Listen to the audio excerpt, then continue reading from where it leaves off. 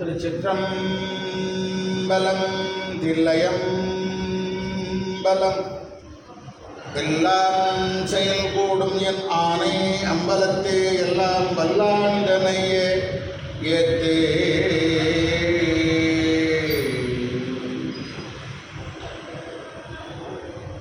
வானுலகும் மண்ணுலகும் வாழ மறை வாழ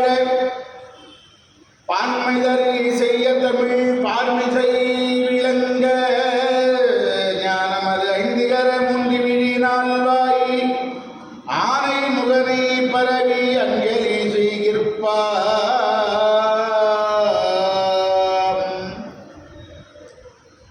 நஞ்சனி கண்ட நெந்தை மடவாழ்தனோடும் இடையேறினங்கள் பரமனோ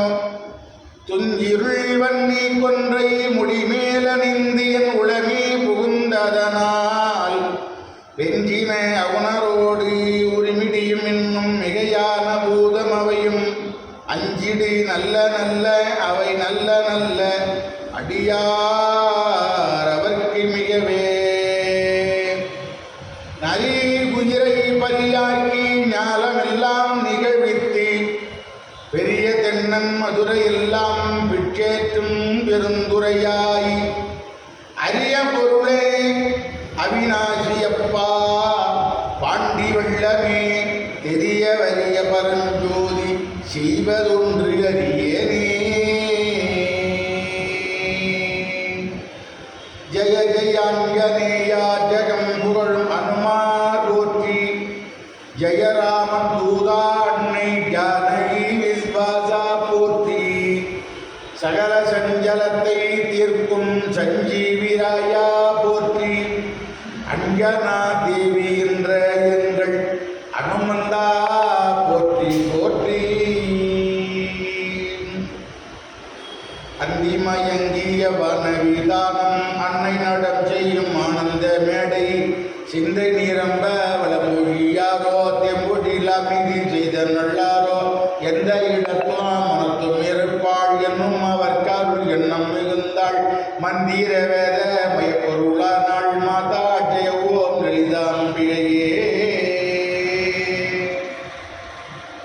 ஊழியர்கோன் வெப்பொழித்த பொலியர்கோன் கடல் போற்றி ஆழிமிசை கல்மிழப்பில் அணைந்த பிரானடி போற்றி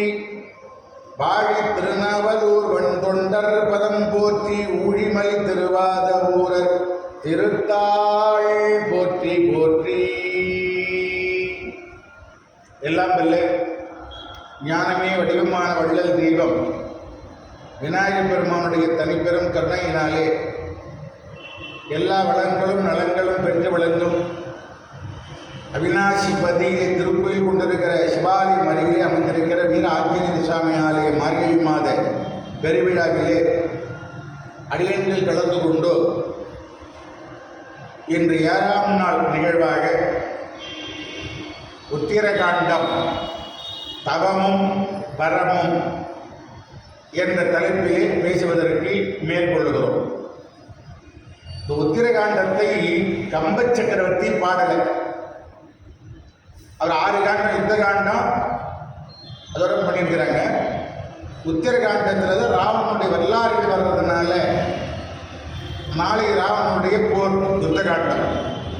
அப்போ இன்று ராவண வரலாறு சிந்தனை செய்து அதை சிந்தித்தால் தொடர்ச்சியாக இருக்கும் என்பது அடியனுடைய கருத்து. நீங்கள் யூடியூப்பில்